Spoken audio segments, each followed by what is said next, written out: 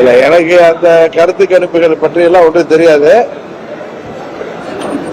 இன்னும் ஒரு வருஷம் வெயிட் பண்ணீங்கன்னா தமிழ்நாட்டு மக்களின் கருத்து கணிப்பு 26 மே மாதத்தில் தெரிஞ்சிடும். அதனால இது போல யாரோ வெளியிடுகின்ற கருத்து கணிப்புகளை பற்றி எல்லாம் நம்ம அவங்களுடைய கருத்து, அதை கணித்து அவர்கள் சொல்லியிருக்கிறார்கள். அதையெல்லாம் நாம் பெரிதாக எடுத்துக்கொள்ள தேவையில்லை. காரணம் இன்றைக்கு தமிழ்நாட்டில் நடைபெறுகிற மக்கள் விரோத, சட்டம் ஒழுங்கை காப்பாற்ற முடியாத, வாக்குறுதிகளை நிறைவேற்றாமலே மக்களை ஏமாற்றி வருகிற இந்த திமுக ஆட்சி மீது மக்கள் கடுமையான கோபத்தில் இருந்து வருகிறார்கள். 26 சட்டமன்ற பொதுத் தேர்தலில் அது எதிரொலிக்கும். எங்களது கூட்டணி திமுக கூட்டணியை வீழ்த்தி மாபெரும் வெற்றி பெறும். இதுதான் நடக்க போகின்ற மக்களின் கருத்து கணிப்பு.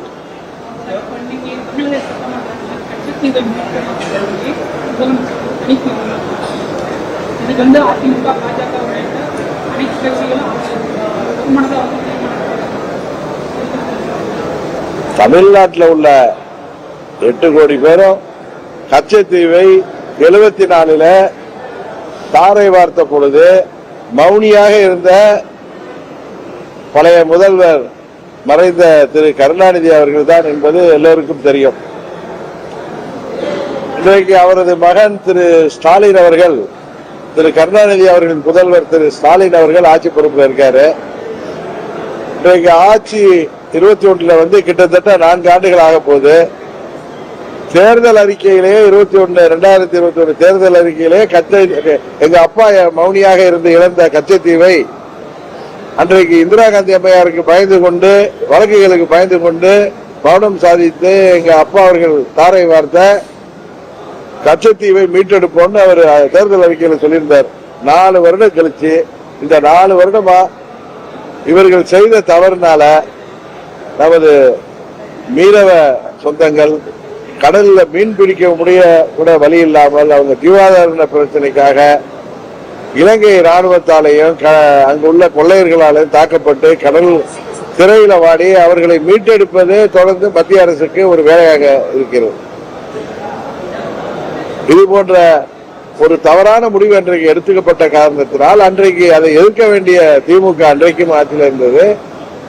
அன்றைக்கு மௌனம் சாதித்த காரணத்தினால்தான் இவ்வளவு பெரிய கொடுமைகள் மீனவர்கள் இழைக்கப்படுது.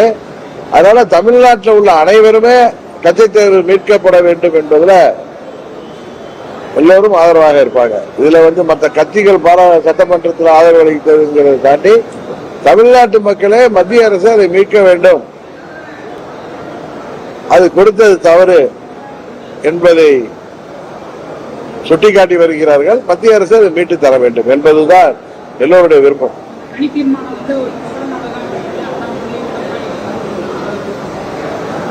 அதான் நான் ஏற்கனவே சொல்லிட்டேன். அவங்க அப்பா 74 செய்த தவிர இவர் 21 தேர்தல் அறிக்கையில சரி செய்யறதா சொன்னாரு. 4 வருடம் அமைதியா இருந்துட்டு இன்றைக்கு அதை எடுத்திருக்கிறதே இது ஒரு கண் துடைப்பு தான். அப்படிதான் அதுதான் திரு அண்ணாமலை அவர்கள் சொல்லியிருக்காரு.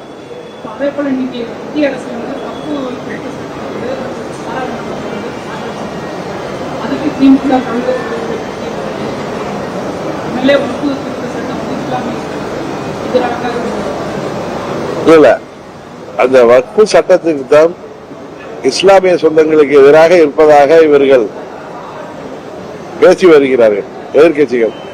இப்ப இப்படிதான் காஷ்மீர்ல 370 எடுத்தப்ப அது இஸ்லாமியர்களுக்கு எதிரானதுன்னு இந்தியா முழுவதும் இவர்கள் பொய் பிரச்சாரம் செய்தார்கள். ஆனா இன்றைக்கு அங்கே ஒரு அமைதி இந்தியாவில் ஒரு மாநிலமாக அங்கும் ஜனநாயக முறைப்படி தேர்தல் இருந்து அங்கு காங்கிரஸ் கூட்டணியான தேசிய மாநாட்டு கட்சி உமர் அப்துல்லாவே இன்னைக்கு சீஃப் மினிஸ்டர் ஆயிருக்காரு. இது போல எனக்கு தெரிந்தவரை நான் கூட்டணியில் இருக்கேங்கிறதுக்காக சொல்லல, மத்திய அரசு கொண்டு வருகிற திட்டங்கள் எல்லாமே தொலைநோக்கு திட்டங்கள் தான்.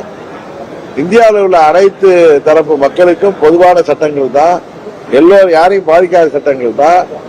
வக்ஃப் வாரிய சட்டத்தில் ஏதாவது திருத்தங்கள் வேண்டியிருந்தால் அந்த திருத்தங்களை செய்ய வேண்டும்.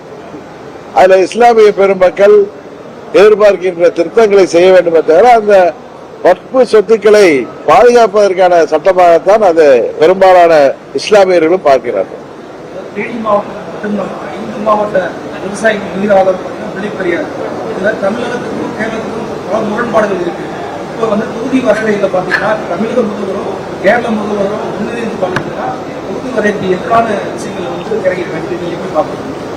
அதாவது இதுல முரண்பாடுக வேலை கிடையாது. உச்ச நீதிமன்றம் அம்மா அவர்கள் பெற்று தந்த தீர்ப்பு இருக்கு.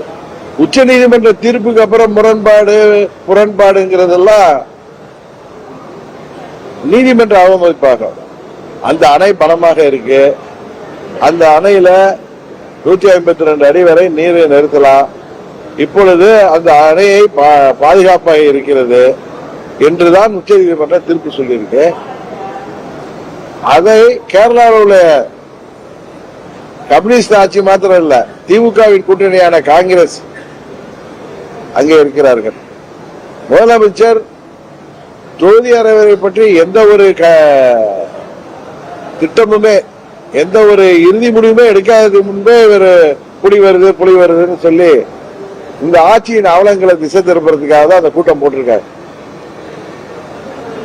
மத்திய உள்துறை அமைச்சர் கிளியரா சொல்லியிருக்கார், எந்த மாநிலத்திற்கும் பாதிப்பு வராது, விகிதாச்சார அடிப்படையில எல்லா மாநிலங்களுக்கும் தொகுதி உயரும் சொல்லிட்டார். இது இன்னும் அது எப்ப அதை ஒரு முடிவுக்கு எப்ப நடைமுறைப்படுத்துவதற்கான அந்த தொகுதி பெறுவதற்கான முன்னெடுப்புகளே இன்னும் இல்லை. அதே நேரத்தில் நீங்க சரியா கேட்டீங்க, திமுக ஆட்சி நடக்குது. இவர்களுடைய கூட்டணி ஆட்சி தான் கர்நாடகால நடக்குது.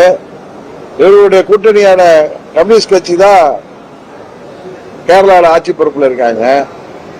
எதற்கெடுத்தாலும் ஒன்று சேர்க்கிறவர்கள் இந்தி கூட்டணின்னு இருக்கிறவங்க இந்த பெரியார் அணை விவகாரத்துல உச்ச நீதிமன்ற தீர்ப்பை மதிப்பு கேரள அரசாங்கம் நடக்க வேண்டும் என்று வலியுறுத்த வேண்டிய முதலமைச்சர் அதெல்லாம் விட்டுட்டு தனது ஆட்சியை காப்பாற்றிக் கொள்வதற்காக அரசியல் செய்வதிலேயே அவர் குறியாக இருக்கிறார். இப்ப காவிரி இஷ்யூலே தெரியும். அந்த தொகுதி மறுவரை கூட்டத்துக்கு இது கடுமையாக அங்கே மேகதாது அணையை கட்டுவதற்கு முயற்சி செய்கிற அங்க உள்ள துணை முதலமைச்சர் DK சிவகுமார் அதில் வந்தார். அவரை அவர்கள் வரவேற்கிறார்கள், அது வேறு. அதே நேரத்தில் அவர்களிடம் வலியுறுத்தி நடுவர்மன்ற தீர்ப்புப்படியும் உச்ச நீதிமன்ற தீர்ப்புப்படியும் எங்களுக்கு மாதம் தமிழ்நாட்டிற்கு விட வேண்டிய தண்ணீரை கொடுங்கள் என்று வலியுறுத்துவதற்கு இவர்களுக்கு மனசு கிடையாது. எப்படியாவது மக்களை ஏமாற்றி ஆட்சிக்கு வந்தது போல மீண்டும் மக்களை ஏமாற்றி மத்திய அரசாங்கத்தை காட்டி மக்களை பயமுறுத்தி இங்கு குறிப்பா சிறுபான்மை மக்களை கையில வைத்துக் கொள்ள வேண்டும் என்பதற்கான முயற்சி தானே அது. இதை உறுதியாக நாங்கள் முறியடிப்போம்.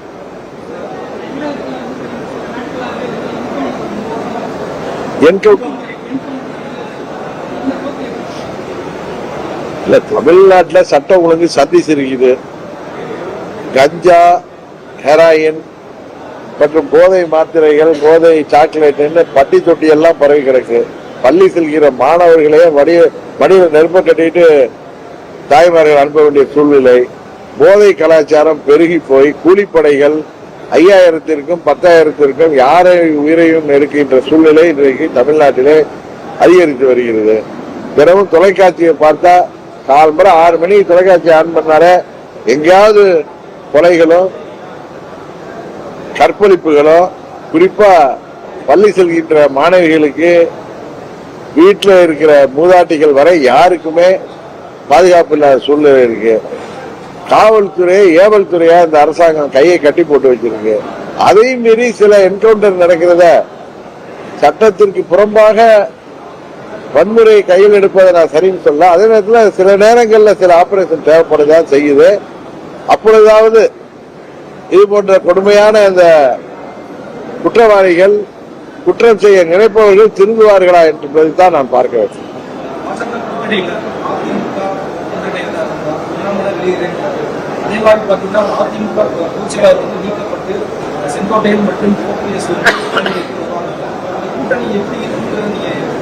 இதெல்லாம் சோசியல் மீடியாலேயே ஊடகங்கள்ல வர்ற செய்திகள் தான்.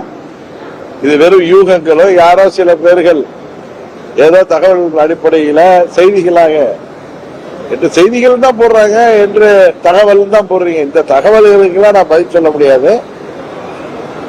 எதுவுமே ஒரு முழுமையடைந்து ஒரு தீர்வாக வந்த பிறகு அதை பற்றி பேசுகிறோம்.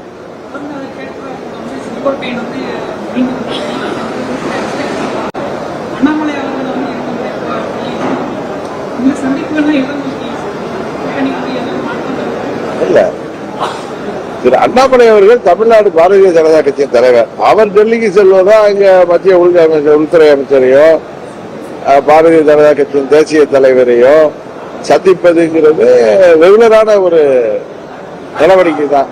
திரு செங்கோட்டையன் அவர்கள் எதுக்கு சென்று வந்தார் என்று அவர் சொன்னாதான் தெரியும்.